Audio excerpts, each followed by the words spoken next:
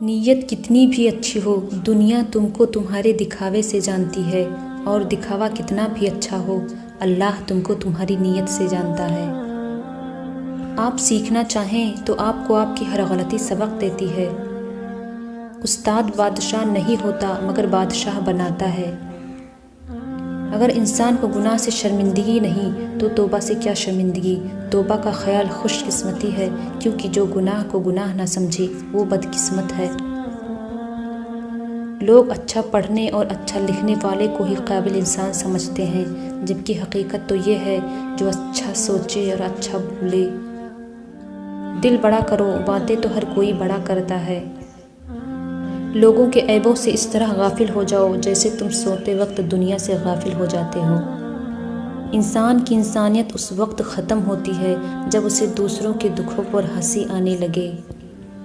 ज़िंदगी की हकीकत बस इतनी सी है कि इंसान पल भर में याद बन जाता है।